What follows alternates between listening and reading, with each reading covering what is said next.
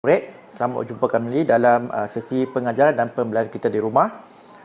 Untuk minggu ni kita akan fokus kepada soalan-soalan dalam latihan kita. Okey, buka buku teks kamu, muka surat 12. Soalan cabar minda. Okey, jawab semua soalan yang berikut dalam buku latihan sains kamu. Okey, mari kita tengok buku model kita. Okey, jangan lupa tuliskan hari dan tarikhnya. Okey. Cabaran minda. Berdasarkan situasi di bawah, kenal pasti inference setiap kejadian yang berlaku. Okey, kalau kamu tengok perempuan ni kata, lihat tu tong sampah jatuh. Siapa yang jatuhkan tong itu? Saya rasa mungkin monyet dari kawasan belukar sekolah. Semenjak kawasan itu dibersihkan, saya sering nampak monyet berkeliaran. Okey, itu dinamakan pemerhatian. Okey. Tong sampah itu jatuh dan sampah berselerakkan. Okey, ini namanya pemerhatian. Baik, inference kita mulakan dengan kerana. Okey, kerana disebabkan oleh monyet yang berkeliaran dari kawasan belukar sekolah itu. Okey, tandakan right kalau betul. Okay, kita pergi soalan yang kedua. Hipotesis di bawah dibuat oleh Lim ketika bermain gasing bersama rakannya. Okey, soalan hipotesis. Semakin bertambah lilitan tali pada gasing, semakin bertambah tempoh masa gasing berputar. Maknanya kalau kita ikat tali tu pada gasing, lepas tu kita balik ke gasing tu dan tempoh masa dia lagi lama dia berputar. Okey, daripada hipotesis di atas, kenal pasti pemboleh ubah dimanipulasi. Yang kita manipulate, yang kita ubah. Apa yang kita ubah? Kita ubah bilangan lilitan tali pada gasing. Okey, semakin banyak lilitan tu, okey, apa yang berlaku? Iaitu pemboleh ubah bergerak balas, PB kita. Tempoh masa gasing berputar lebih lama lah. Okey, tempoh masa gasing berputar lebih lama. Okey, kita pergi ke soalan yang ketiga. Dia bagi kamu gambar. Okey, ada burung gagak. Okey, dia dahaga. Okey, nampak takar ataupun balang ni ada air. Dia masukkan batu. Okey, dan takar tu pun penuh. Soalan dia, ramalkan apakah yang akan berlaku selepas gambar C. Ini soalan ramalkan ataupun meramal. Jadi burung gagak dapat minum daripada balang. Okey, betul. Baik, soalan yang seterusnya, soalan apakah pemboleh ubah dimanipulasi dan pemboleh ubah bergerak balas, PM dan PB lah, daripada situasi di atas. Okey, PM kita, apa yang kita ubah? Apa yang gagak ni buat? Dia masukkan ketulan batu. Jadi jumlah ketulan batu adalah PM kita. Okey, bila dia masukkan ketulan batu tu, apa yang akan berlaku? Apa yang kita nak perhatikan? Iaitu pemboleh ubah bergerak balas. Okey, iaitu isi padu di dalam balang tu. Okey. Nampak?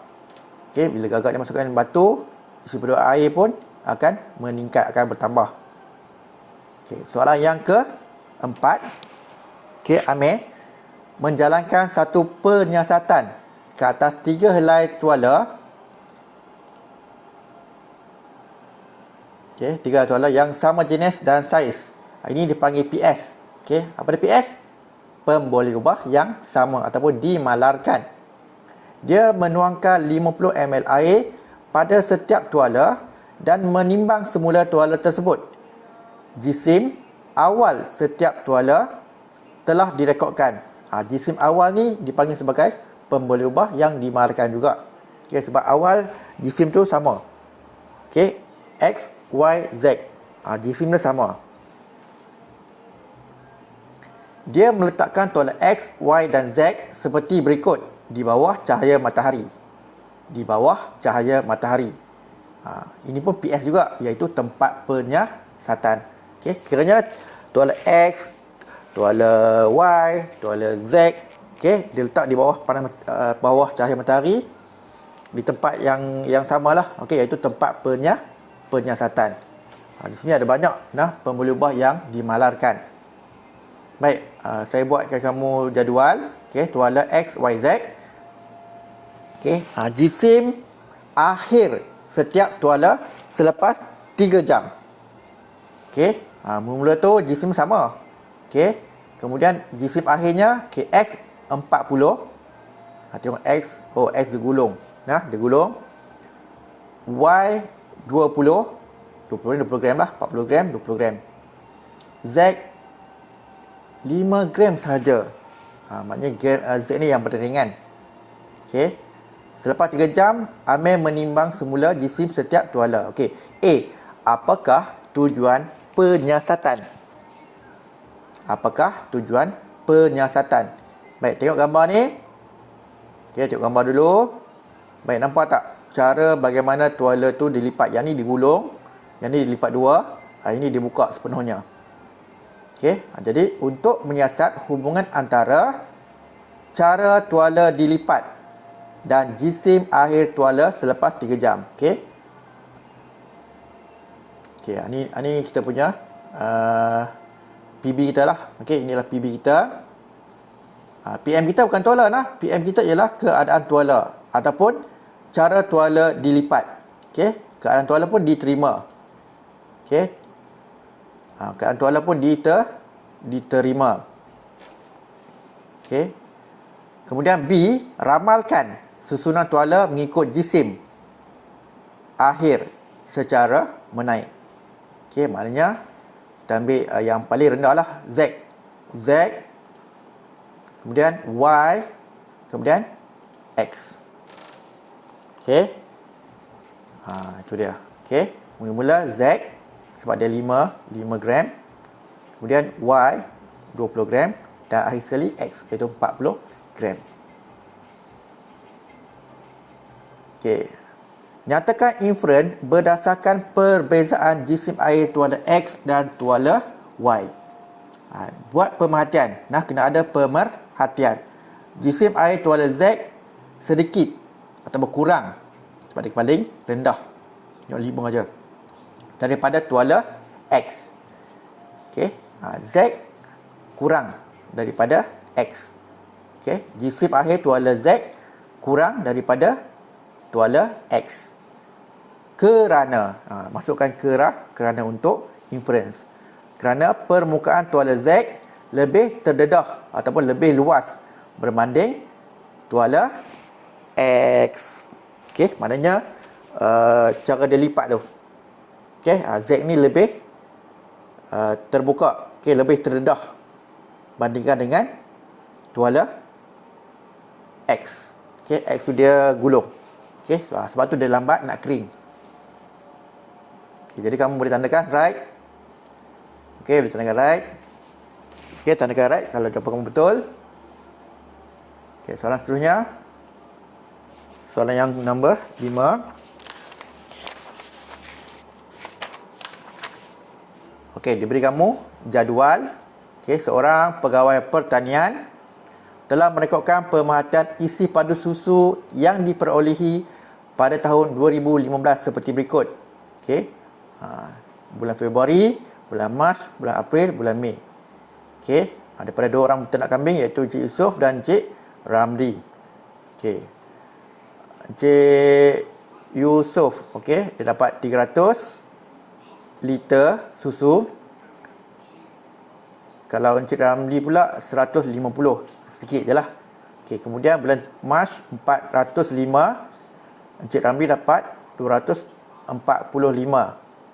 Okey, bulan April makin menaik lah, 608. Tapi Encik Ramli naik juga tapi tak banyak, 365. Bulan Mei 704, Encik Ramli dapat 526. Maknanya Encik Yusof ni lebih tinggi isi padu susu yang diperolehinya berbanding dengan Encik Ramli. Okey, soalan dia. Tuliskan inference berdasarkan perbezaan isi padu susu yang diperah bagi ternakan Encik Yusof dan Encik Ramli. Okey, macam biasa kita mulakan dengan didapati. Okey, perlu didapati sebab kita mulakan dengan pemerhatian dulu. Okey, didapati isi padu susu yang diperah daripada ternakan Encik Yusof lebih banyak, okey, lebih tinggi daripada Encik Ramli. Okey, sebab apa? Kerana ternakannya lebih banyak daripada Encik Ramli. Oh, rupa-rupanya dekat kandang Encik Yusof ada 100 ekor kambing. Tapi dekat kandang Encik Ramli ada 20 ekor kambing. Jadi tentulah Encik Yusof banyak sekali pengeluaran susu dia. Okey. Kemudian ada lagi. Berikan inference lain bagi sebab lain. Okey. Kerana dia dah banyak. Sebab yang lain. Mungkin saiz ternakannya lebih besar. Mungkin kambing dia tu dah banyak, lepas tu lebih besar saiz dia. Ataupun okey, ni baik je. Okey, kerana spesies kambingnya lebih berkualiti. Okey, ni berkualiti. Ejaan sikit. Okey, berkualiti ataupun bakar baik. Sebab tu susu dia lebih banyak. Okey, ataupun kerana kualiti makanannya lebih berkhasiat. Rupanya Encik Yusof ni dia bagi makan kambing dia dengan makanan yang berkhasiat. Ataupun dia menggunakan teknologi pemerahan moden. Lebih daripada Encik Ramli lah. Okey, teknologi pemerahan dia tu moden, yang terbaik, yang terkini. Sebab tu isi susu dia banyak. Okey, seterusnya. Nyatakan hubungan antara pemboleh ubah dimanipulasi PM dan pemboleh ubah bergerak balas berdasarkan inference di A. A ni lah. Okey. Maknanya kita kena cerita pasal apa? Bilangan ternakannya lebih banyak. Bilangan ternakannya lebih banyak. Maknanya PM kita ialah bilangan kambing. Okey. PB kita adalah isi padu susu yang diperolehi. Jadi, buatlah hubungan. Jika bilangan kambing bertambah, maka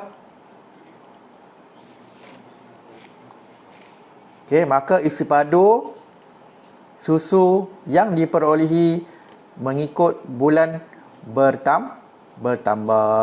Okey, betul. Ini pun betul. Ini pun boleh right. Okey, baik.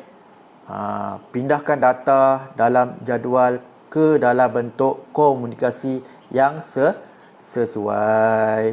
Okey, ni nampak macam mana? Okey, inilah dia. Okey, kita buat bentuk carta palang. Okey, di bawah dia bulan. Okey, ini pula ialah isi padu kambing. Okey, bulan Februari, Encik Yusof yang tinggi ni, Encik Ramli yang rendah ni lah. Okey, ini dinamakan sebagai bentuk komunikasi, iaitu carta palang. Jadi anda bolehlah lukiskan carta palang ni dalam buku amali anda.